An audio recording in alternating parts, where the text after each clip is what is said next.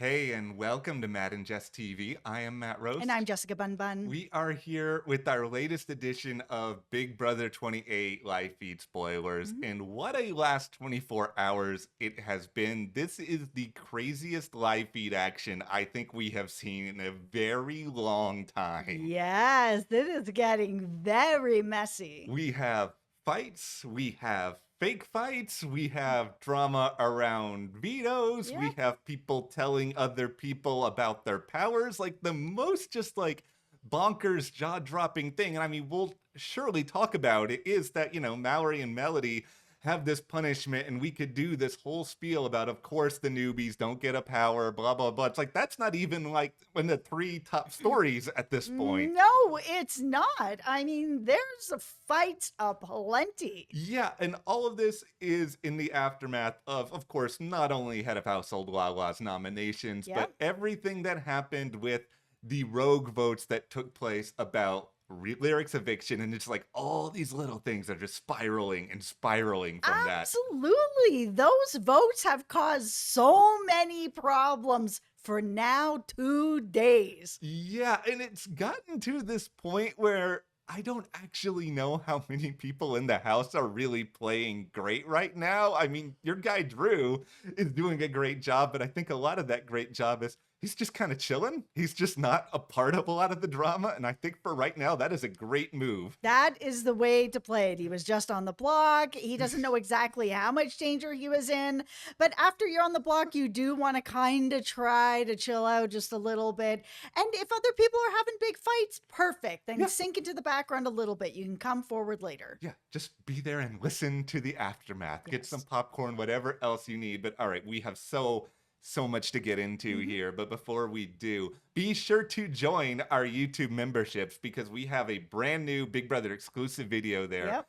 that is all about the tool shed. What exactly led to the downfall of what seemed like it was going to be a dominant Big Brother alliance a couple weeks ago? Like, really, to the point where there were a lot of these people already proclaiming this was going to be the worst and most predictable season in Big Brother history. I was one of those people, but yeah, the tool shed's demise. That is our brand new video Mhm. on YouTube memberships. By joining that, you're also really helping Matt and I here at the channel to continue to bring you these live feed updates every single day. And we have brand new Big Brother membership videos once a week over there. So thank you so much. Thank you guys very, very much for your support. Like, we really, really do appreciate that. It does help us a lot. Okay, so nominations, they were confirmed last night that Yep. it is Chuck and Haley on the block together alongside Barrett, Yep. who was the pawn. This was the plan that Kamu pushed at the very, very last second leading Mhm. into nominations. It actually worked. And I mean, I think we do have to sit back and look at Kamu as like one of the serious players right now in this game. 1,000%. I didn't think that we would be here. It's tough because Kamu is not my favorite player, but he is playing. Yeah, he is playing, and I think a lot of it is just sort of him recognizing that, all right, well, Chuck and Haley, they were willing to turn on me pretty quickly and Yes. willing to have all of this suspicion. They're also not very good at the game, and I think one of the biggest skills any Big Brother player can have is to be adaptable and sort of know where the numbers were. Kamu was aware that there was a big alliance. There might be some people he wants to eventually target. He's always had a history Yeah. of talking to Taylor, and now here we are. Yeah, and that's the other thing, right? He could be working with Haley, who's going to do whatever she wants whenever she wants. Not that easy to Yeah. work with and kind of get together with in that way to be able to like figure out how are we going to go through this? What are we going to actually do as a team? Because Haley's going to be like, I do what I want when I want. Yes. And Chuck, he's not really out here contributing a lot when it comes to the team. Yes, he won first week safety for himself, but as far as like actually together Yes. with Red Corner, he's not really contributing anything. So you've got, Haley, who's not that easy to work with, Chuck, who's not really contributing anything, or he can jump over here with Taylor, who does contribute a lot. She's very smart, is willing to actually have conversations and work through things. Mhm. which I think is something that Kamu wants.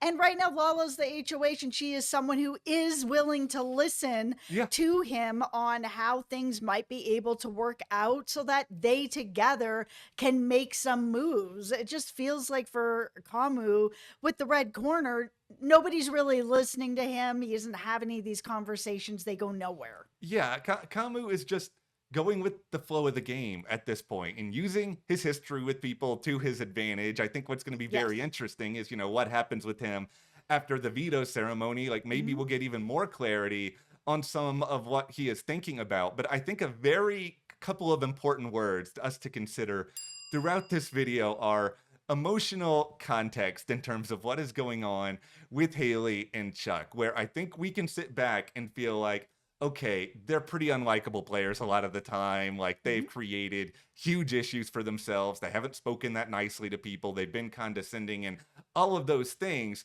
But at the same time, they're also being lied to a lot over the last 24 to 48 hours. And They like are. that is increasing the emotions that are going on in their head, and it's stirring paranoia. And like they're also getting a lot of information that's not really that helpful to them, Mhm. because like Taylor told them after the nominations, like, okay, you know what, guys, you were not the original plan. And that is true. Kamu was originally going to go on the block and Haley was going to be a replacement. But it's like, if you're Chuck and Haley, in what universe does it help in order to know that? Like, how does that benefit your game? Yeah, that means that something has changed along the way, that now they are actually targets, and that neither of them should feel that comfortable being on the block. If it's like, oh, you weren't originally the plan, but you're the plan now, it's like, oh, okay, well, then clearly people are looking to get rid of us. Well, yeah, that's so they already know that, all right, there's been some sort of movement against us at this point, and they go Yes. through their stages of grief. And I think this is one of the reasons a lot of people out there are understandably happy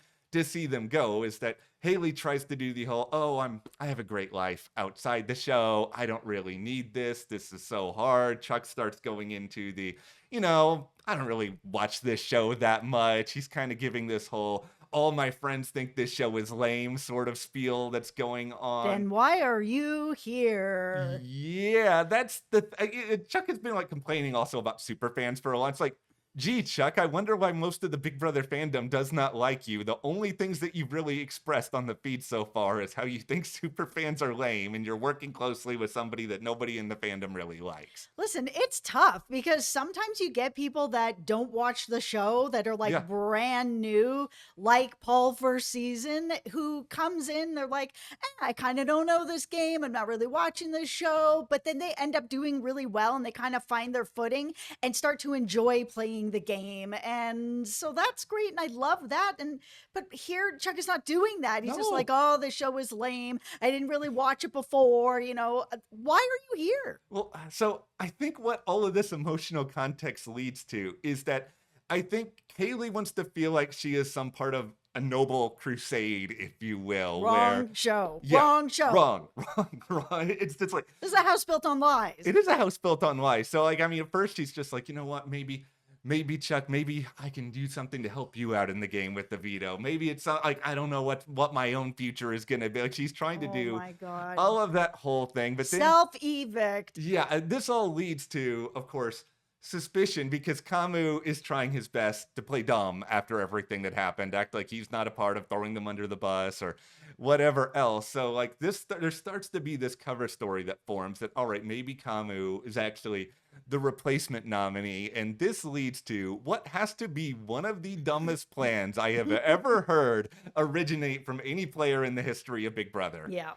Okay, so I don't even know how to introduce this, but they, and by they, I mean Chuck and Haley. Haley really leads it, but Chuck kind of sort of seems to follow it, where they start to talk about this prospect of, okay, well, maybe if one of us wins the veto, we just don't use it. We happily stay up there because we can't risk Kamu going up on the block, because Kamu will be evicted. One of us can win the blockbuster. We will have the votes over Barrett. I don't know where those votes are. I don't know where they're finding them, but like the delusions that these two Keanu is somewhere out here in Big Brother being like, I am the most self-aware player of all time compared to this. Yeah. Devin is out here somewhere being like, I'm kicking myself out of the squad.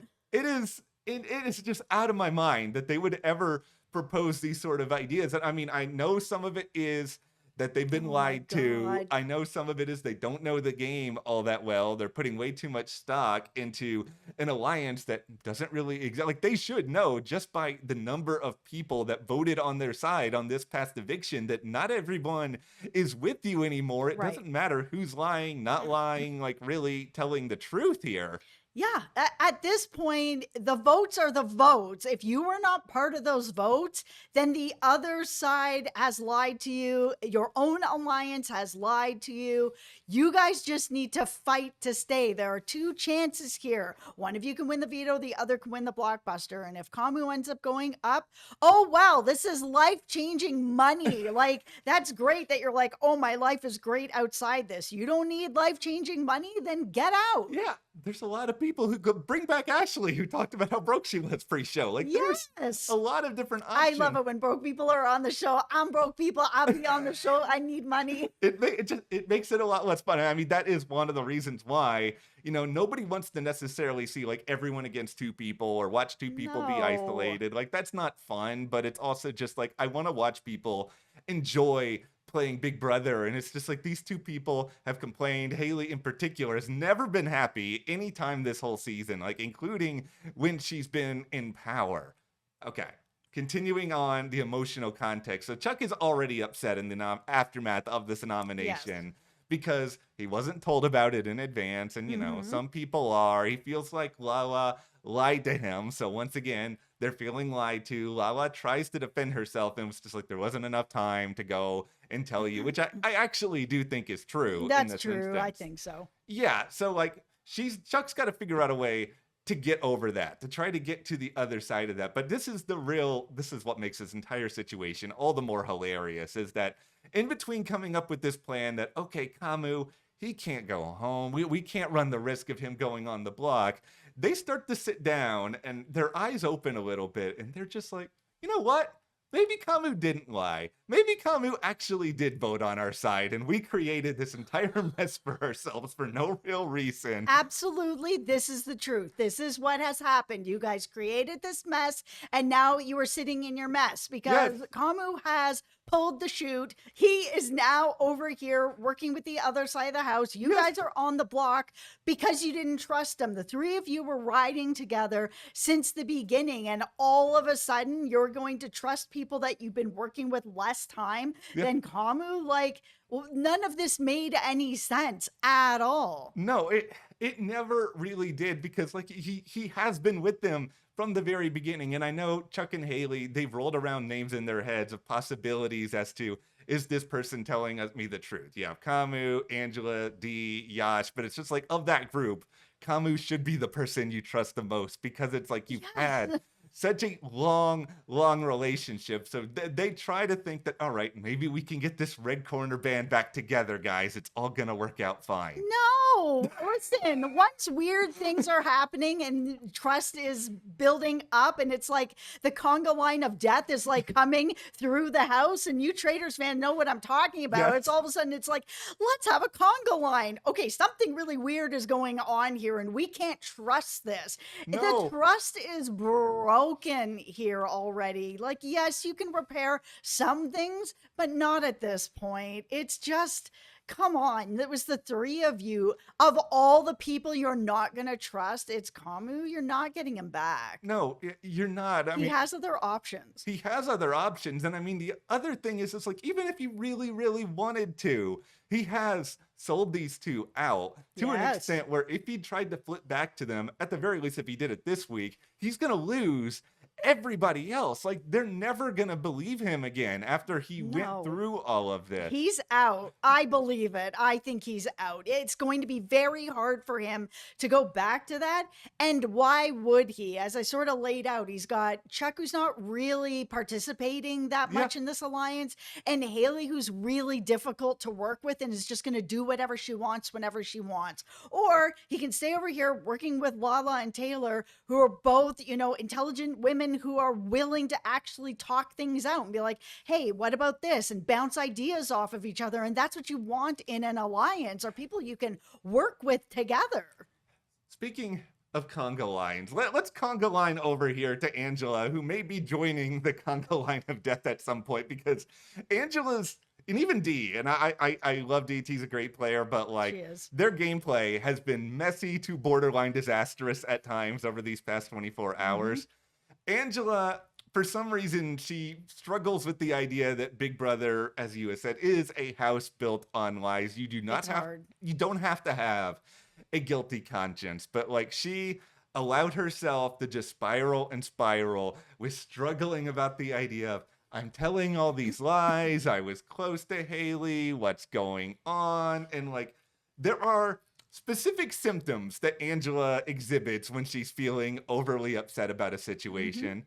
One of them is she overshares. So she goes to Lala after night. She just starts like spilling all this information she doesn't need to, talking about the times she was fake crying. Lala's giving her a little bit back. Like she just says she's having just a really, really hard time. She talks about the icons and their involvement in the lyric move. It's just like she just starts to give Lala all this information. And yes, Lala is the HOH. You always want to, kiss up to the HOH a Yep. little bit. But you don't have to tell her all of this that makes it look like you are even more duplicitous, actively playing the game. I mean, we think back to the start of the season when Hmm. Lala was talking about how threatened she was then by Angela in the house. Yes, this is just confirming that Lala was right to feel threatened about it. Really, Angela should have just leaned on Dee about this. I completely understand living in guilt about something like that. It's one of the reasons I would really suck at this game. I think about things to death, and I just feel like if I was in this game and I'm lying to a bunch of people, I'm just not for this game. It's not for me. So to watch Angela going through this where she's unable to handle this much lying, just don't go to Lala about it. Go to Dee about it. Dee will keep your secrets because she's part of your secrets. Symptom number 2 of Angela when she overthinks herself. Like she will go sleep on something, spend some time alone, and then she will just go rogue and do something without really telling anyone. And this is signature her going down the stairs in Big Brother 26 and starting to yell at Matt. But this time around, it is her wrestling with her guilt and deciding all of a sudden, hey, Haley, did this earlier today. Oh my God. That vote. Yeah, I lied about that vote. That happened. Oh my God. Angela, this is a game for life changing money. Just hold on It, just a little bit longer, my girl. You can make it. But nope, she did not. She went and she told Haley about this lie. Haley, of course, feeling really raw about it, as I think anybody would. Like, yeah, yes, you understand you are in the Big Brother house built on lies. You're going to get lied to. Okay, cool. yeah, But hearing about it right away, Haley was feeling really bad. But there are consequences to this stuff, yes. Angela. I'm not out here defending Haley, but there are consequences to things. If you're going to lie about something to someone that you have built a strong relationship with, and you're going to come and admit that lie, you're going to have to deal with the consequences. Yes. And the consequences of that are going to be Haley crashing out about it over and over and over again because she doesn't understand why this happened. Yeah. There's nothing else to think about or talk about in this game. It's all game all the time. There's nothing to do in this house. So you really do spiral out.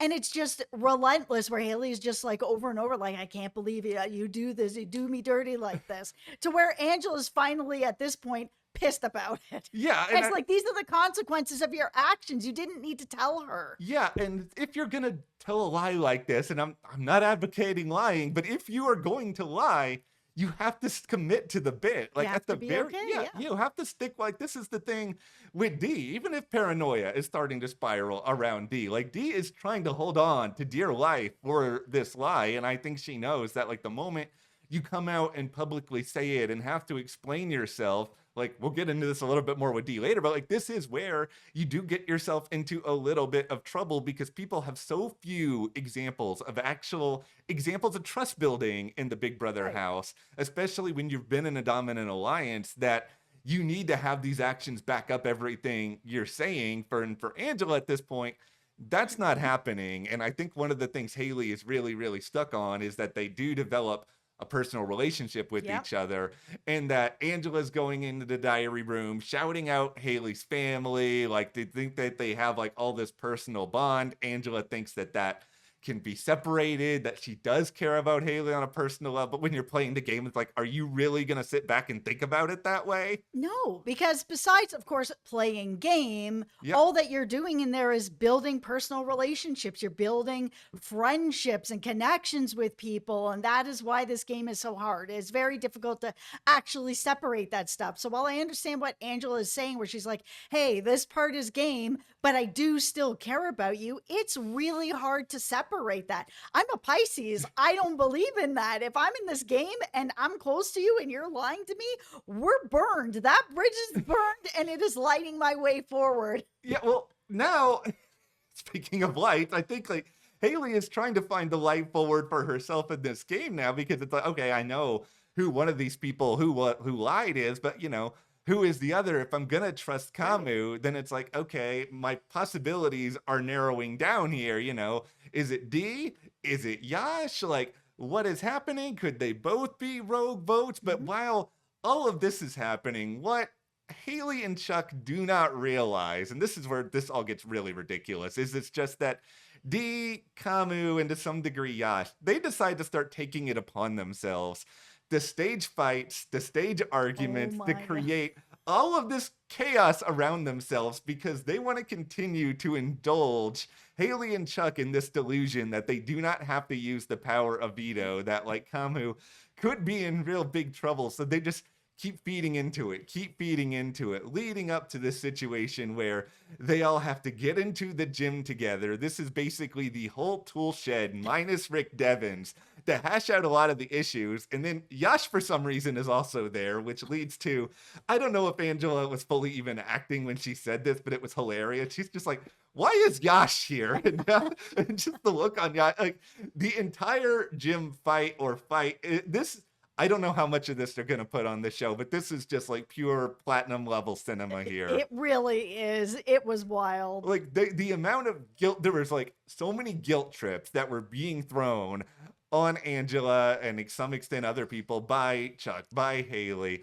over everything that went down. Like they're trying to, of course, do 20 questions to get to the bottom of everything. Like D is trying to defend Angela to some extent. Yash is trying to get like a couple of words in edgewise, and like voices at times get raised. And while some of this is happening, Lala just starts listening in behind the door. Let's go, Lala. It's all so unbelievably funny. And because it's like basically everybody against Chuck and Haley at this point. Yeah. Even if not every single person knows the exact details of, oh, we're going to talk about this, we're going to talk about that. Like they kind of know to some extent what's going on. But then everything spirals somehow even worse. And this really comes down to one of the things that Haley is very, very good at, is being as passive aggressive as humanly possible in every single moment. She really is. So one of the things that she decides that she's going to bring up here is that while Angela has talked with Haley before about the paranoia about this vote, Angela has mentioned the phrase of, go with your gut. And so Haley decides to bring this up within this big gym meeting and sort of insinuates that, oh, is this Angela throwing D under the bus? Is she trying to point a finger at D? And now production, we are not happy with you. You cut feeds on what was probably the greatest, most dramatic moment of the entire day. Absolutely. And at that point, I was just like, you better show some of it on the show. I know it's going to be edited to death and it's not going to be exactly what happens because it never is. But yeah, we were all sort of left in this situation where we kind of had to piece things together through conversations that were happening throughout the house afterwards, because come on, you guys are going to cut the feeds? Okay, here is an interpretation of what Angela said to Haley. Bleep, bleep, bleep you, bleepity, bleepity, bleep, go bleep. And then at this point, Lala decides that they need to escort Angela out of the room. Everyone starts to break up, and then you have D, Yash, and Kamu kind of together at the end. They're just like doing this and just like cackling to themselves. That's right. It was all of this was so, and somehow, despite the many disasters that Angela has brought herself into, like she's somehow getting off okay. with all of this, that Yes. everyone still seems to be after what's happening with Chuck and Haley, because now we have to turn things over to D here, because D has also done some moves that are pretty questionable. Very questionable. I feel like Dee is bored. Like, honestly, she doesn't need to be doing this much right now. No, she doesn't. Like, she could just sit back, like her and Kamu were picked for the veto. They can compete in that. They can figure Yes. out a little bit, instead, D decides last night, okay, first and foremost, I'm going to go ahead and tell Devins about the power.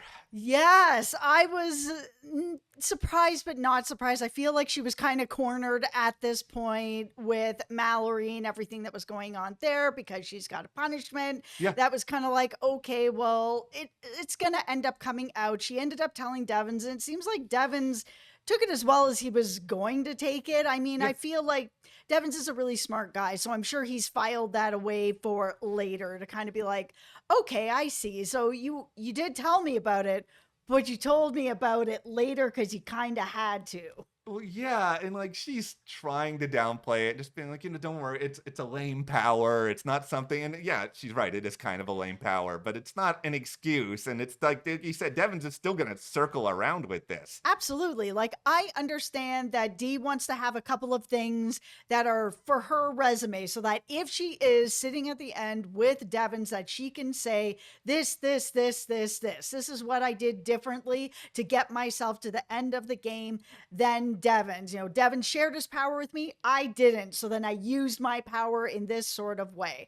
But Devins is a really smart player. So if she's keeping that from him, this wasn't the move that was going to win Dee the money. You know what I mean? Yes. If I was in the jury, I'm like, okay, so you kept your power from Devins, a power that's like a middle of the road power anyways. How did this really win you the game over Devins? Like, you lied to him about a middle of the road power? This is, I think, the Cool. thing. Long term, I'm very interested in how, well, one, obviously Devins feels about this, but then it's Yes. also like, two, he is the one person in this big, icon trio who is not a part of this gym fight. He's just out here Right. chilling on a pool floaty for like a good portion of it. It's like, is he going to be more worried about Dee and Angela that you have these two stirring up, kicking this hornet's nest when they don't really have to, making a bigger Yeah. mess of themselves? Because it's like Dee's biggest blind spot right now is she doesn't realize how much Kamu was trying to push for her to go up as a replacement nominee. And, it might still be Drew, depending on if the veto is settled. Like, there's a chance that never ends up happening. But it's just like she is also out here today telling Kamu about the power, like telling two people within the span of 24 hours about this.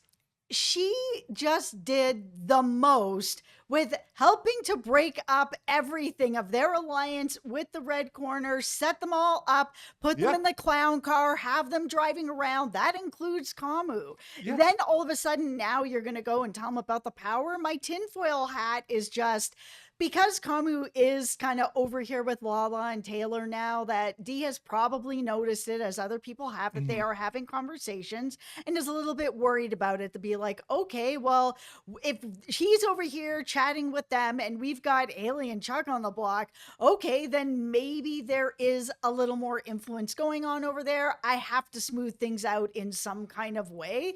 But is this the way to do it? Well, that's the thing. It's very, very risky. Like, I understand. Very risky. Like you said, I understand the idea of I got to do something to try to show Kamu I'm willing to build trust with you again. And, this is information that I have. Like, yeah, sure, that makes sense. And Kamu is going to play along with it because, feelings about Kamu aside, like, he is a reasonably smart player. And I think he realizes, like, I'm not going to be like to your face, oh, why are you telling me? You're going to be like, okay, great. Yeah. Thanks for telling me. And he can wait and see what happens the rest of the week. And he can try to go from there. He may not need to push too hard about D right now because, there are other powers in play, other things to think about. But it's all information you stockpile until when you actually need it. And if D is ever on the block, he can be like, oh, by the way, guys, D has this power. And, this may be something we all have to consider a little bit. Yeah. Or maybe he wants that money and is like, oh, you want me to vote with you?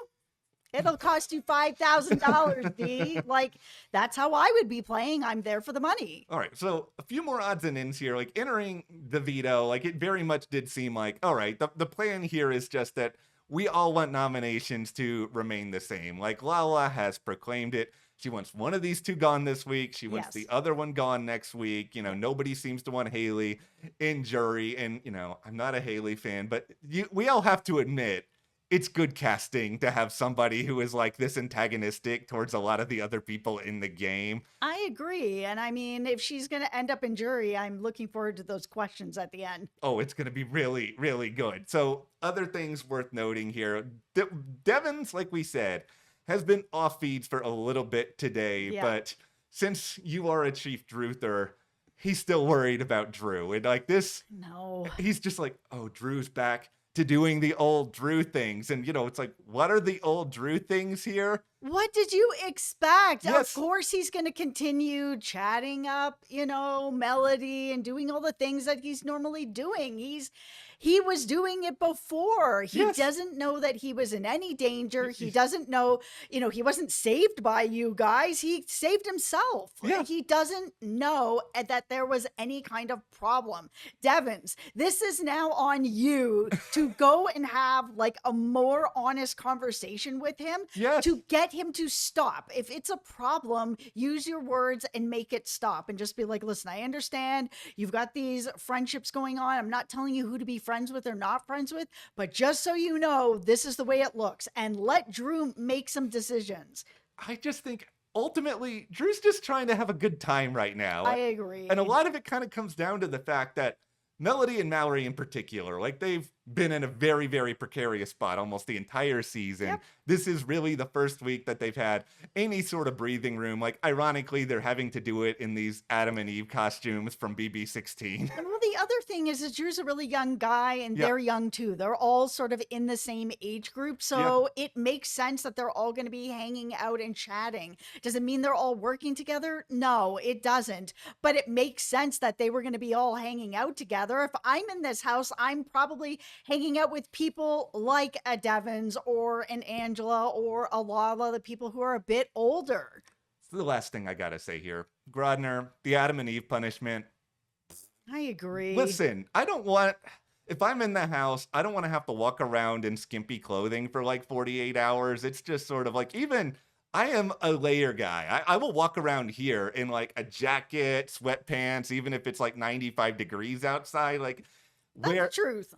where are the boats? Where are the kayaks? It's like there is a history of really good like duo punishments. Like Yeah, the other there is. question I do wonder with all of this is just like Mallory could have chosen anyone. I know she chose Melody to do it with because, you know, they're friends, but it would have been really interesting if she had picked somebody like Dee or Kamu or like somebody who couldn't strategize really for like 48 Yes. hours because they were like, that's what made Sari so mad about Felicia and those kayaks. Well, that's part of the problem, right? Do you really want to make somebody super mad at you where now they can't do any strategy talk or anything like that because they're stuck with you and now you're a target next time around? Yeah, it's just not my punishment, not my favorite thing. Obviously bummed out that she didn't get a power in the first place, but you Yeah. know, good on her. But that is where we are coming out of this edition Mm-hmm. of Big Brother 28 live feed spoilers. What do you think about all of the fighting, Angela crashing out, you know, what's going on here with Haley, with Chuck? And be sure to join our YouTube memberships. We have our new Yes. exclusive all about the fall of the tool shed. Thank you so much for your support. Thank you. We'll see you here next time.